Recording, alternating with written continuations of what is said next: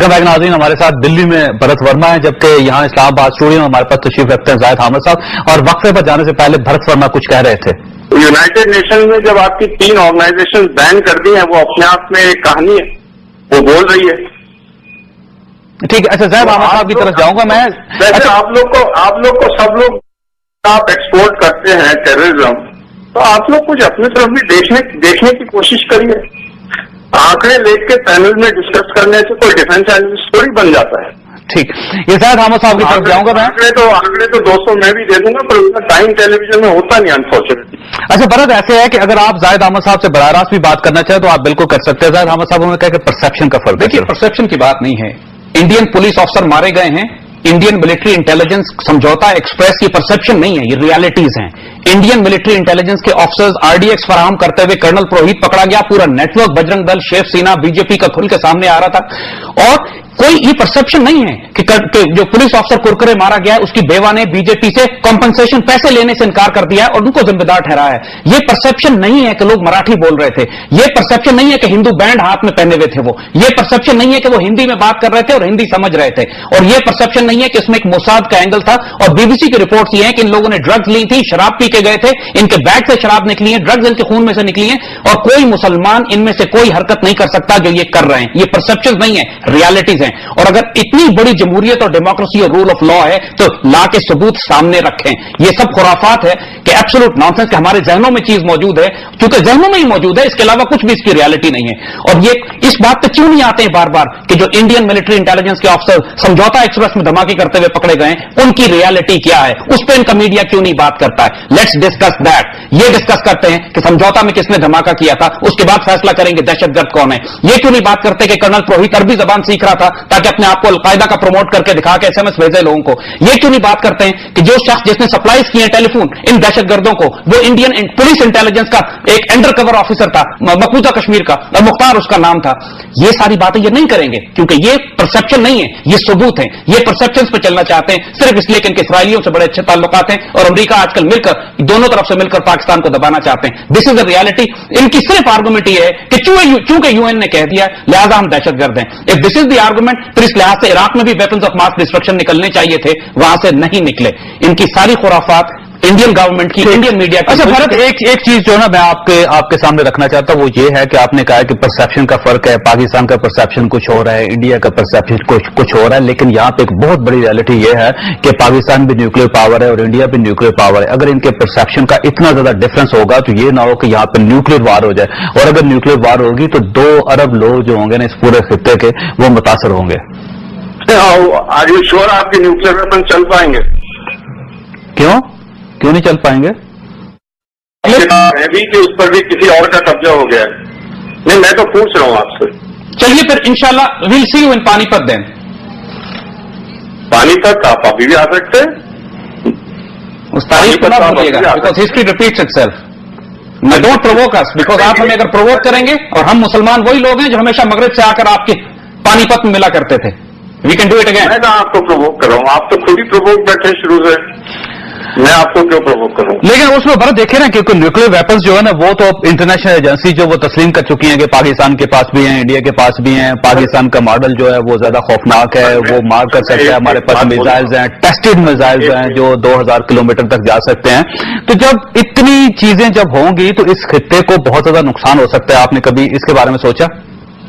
देखिए, वो तो वक्त बताएगा कितना नुकसान होता है, किसके वेपन उड़ते हैं। पर मैं एक बात बताऊं आपको, हम लोग ना तूदू मैनों में पढ़ना चाहते हैं। आप कहते हैं आपकी रियलिटी आपके साथ है, और वो वक्त बताएगा कि वो रियलिटी थी कि नहीं थी, उस वक्त बता देगा। तो वक्त का इंतजार करें। जी हम इंशाल्लाह सही होंगे तो आप बिल्कुल उभर के आएंगे।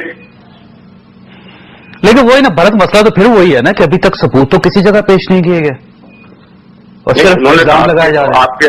आपके डिफेंस एनालिस्ट सब सबूत पेश कर दिए, उनके पास सब सबूत हैं, वो बोल रहे हैं उनके पास सबूत हैं।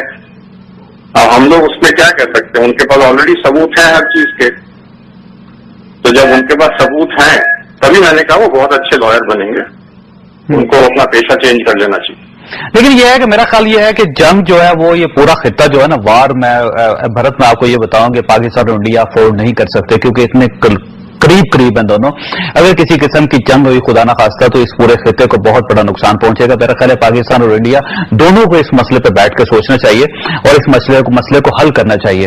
अगर मैं समझता हूं भारत अगर पाकिस्तान को आप समेत इल्जाम लगाते हैं, आप एक्सपोर्ट ऑफ टेररिज्म बंद कर दीजिए, मसला हल हो जाएगा। लेकिन भारत अभी तक साबित नहीं हो सका दुनिया में किसी जगह पे भी कि पाकिस्तान ने कोई टेररिज्म एक्सपोर्ट की हो।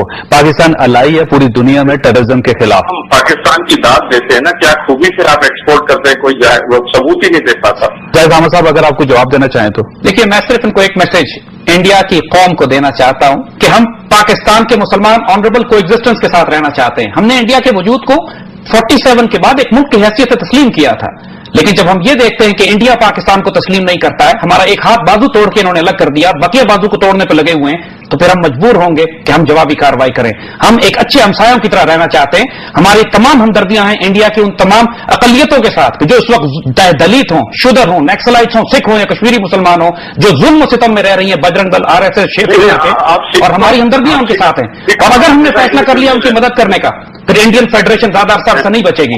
अभी हम हमसायों की तरह रहना चाहते हैं, हमें मजबूर न करें। लेकिन मेरा ख्याल है दोनों तरफ से थ्रेट्स नहीं होनी चाहिए, ना पाकिस्तान की तरफ से भारत ना इंडिया की तरफ से। हमें अच्छे हमसाए बनकर रहना चाहिए। ये एक वक्त की बहुत सिंपल तरीका है, एक्सपोर्ट ऑफ टेररिज्म बंद कर दीजिए, हमारे साथ इकोनॉमिक कोऑपरेशन करिए, बढ़िया आगे रहिए, फलिए फूलिए।